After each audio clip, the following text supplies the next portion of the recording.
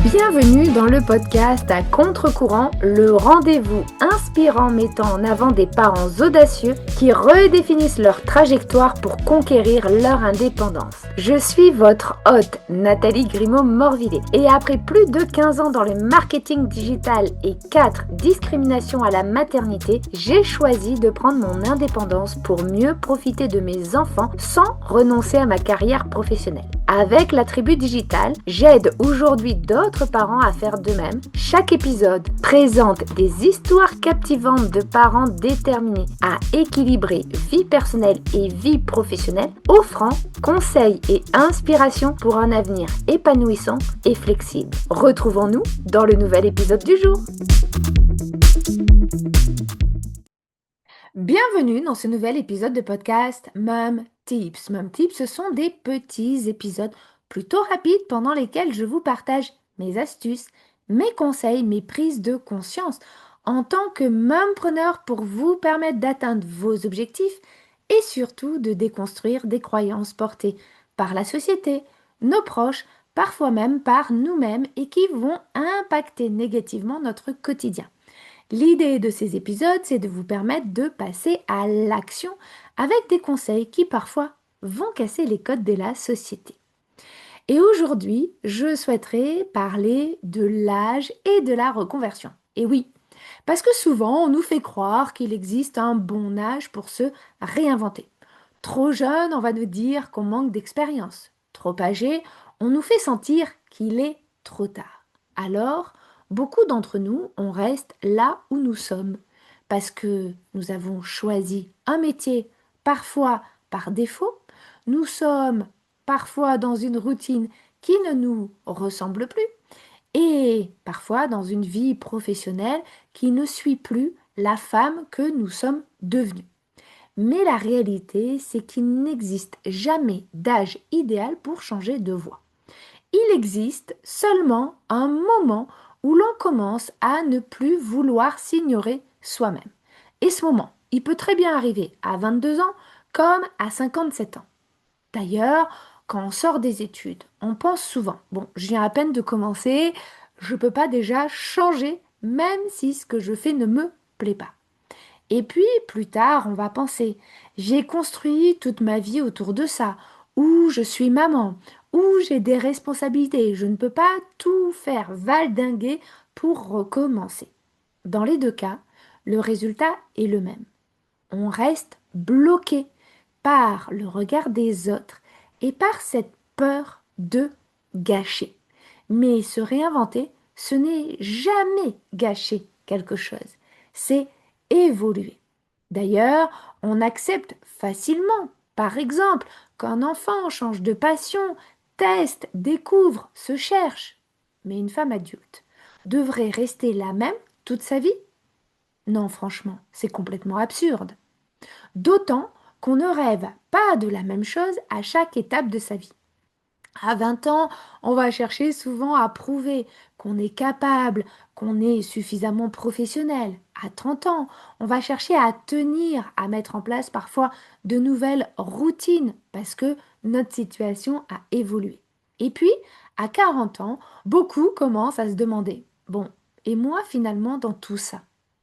Parce qu'entre-temps, la maternité, les responsabilités, les expériences, les épreuves, en réalité, ça nous transforme.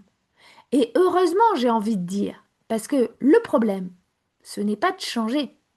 Le problème, c'est de continuer à vivre une vie qui ne nous correspond plus.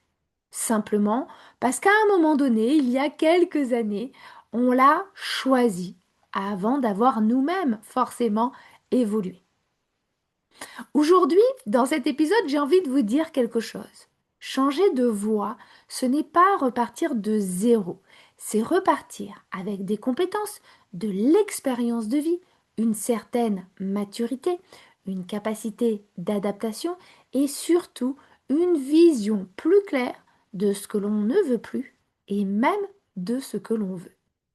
Alors, une maman qui se reconvertit à 40 ans, elle n'est pas en retard. Elle avance souvent avec plus de lucidité qu'à 20 ans. Et puis, une jeune femme qui ose bifurquer rapidement, elle n'est pas instable. Elle s'écoute avant de s'éteindre intérieurement. Dans les deux cas d'ailleurs, il y a quelque chose de puissant. Le courage de ne pas rester enfermé dans une case, mais aussi de l'humilité.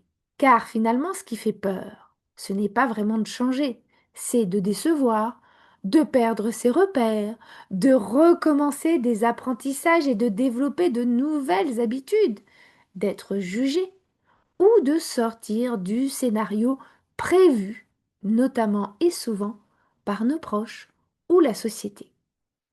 Mais rester dans une vie qui nous vide lentement est parfois beaucoup plus risqué que d'oser évoluer. Parce qu'au bout d'un moment, ce que l'on étouffe finit toujours par ressortir. En fatigue, en frustration, en colère, en perte de sens, en burn-out. Bref, en quelque chose de négatif. Alors à toutes celles qui nous écoutent, tu n'as pas besoin d'attendre d'être au bout du rouleau, d'attendre un burn-out, un divorce, un licenciement ou une crise existentielle pour t'autoriser à changer et à évoluer. Tu as le droit, bien sûr, de changer d'avis, de changer de métier, de changer de rythme, de changer de rêve. Et surtout, tu as le droit de devenir une nouvelle version de toi-même, même si cela surprend les autres. Car la vraie question n'est pas est-ce que c'est trop tard ou est-ce que ce n'est pas trop tard pour moi? La vraie question c'est est-ce que j'ai envie de passer encore 2, 5, 10 ans dans une vie qui ne me ressemble plus? Parce qu'il y aura toujours des personnes pour t'expliquer pourquoi ce n'est pas raisonnable.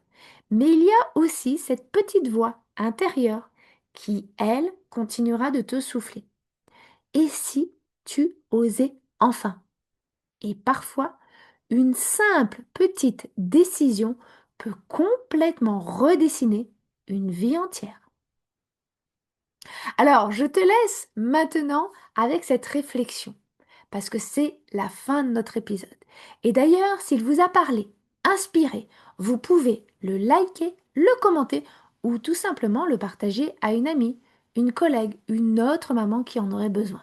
Qui sait, vous pourriez être à l'origine d'un changement radical.